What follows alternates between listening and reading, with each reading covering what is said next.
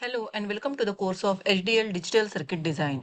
Today's topic is test bench for 4-bit ALU supporting system operation. In previous session, we have seen what is ALU and how to implement 4-bit ALU supporting 16 operations in Verilog. Myself, Shilpa Rudrawar, Assistant Professor, School of ENTC Engineering, MIT Academy of Engineering, Anandi, Pune.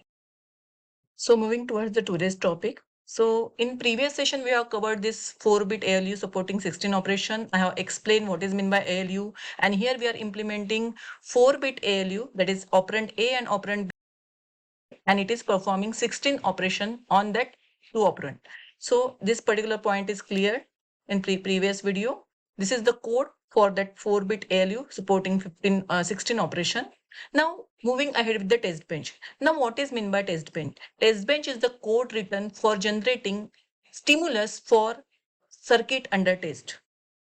So this is what is the unit under test. So code is written for this 4-bit ALU 16 operations, which is now here we need to generate input. So here inputs will be A 4-bit A, B will be of 4-bit and ALU select will be of 4-bit. So that particular stimulus we need to generate, and for that we have written code, that is the test bench over here. So here you need to write a module, give the name to this module as we are writing the test bench. So that's why you need to write something that will be identifying that this is the test bench. So TB underscore ALU has been written, and here you need to end that module with the end module. Once that has been done, whatever inputs are there, here it will be considered as a range, and that's why 3:0, that is 4-bit A and 4-bit B operands are there, and again 4-bit ALU select, which will be performing 16 operation as there are 4 bits over there, so 16 operation will be performed. Again ALU out, that is output, and that's why it is defined as a wire. Over here also carry is defined as a wire. Over here integer I, you can skip it over here.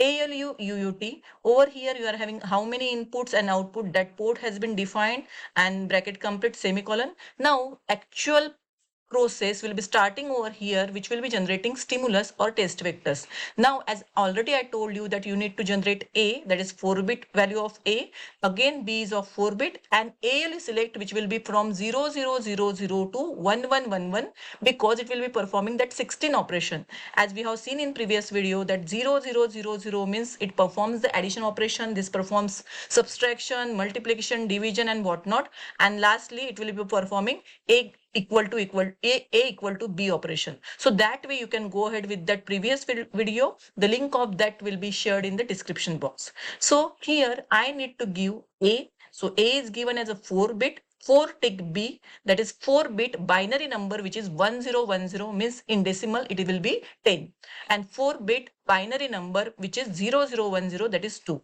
So now what I'll be doing, I'll be making this A and B as a common, because on this inputs only all the operations has been performed, means which will be performed. Over here you are able to see if ALU select is 0000, it will be performing addition operation on these two operands.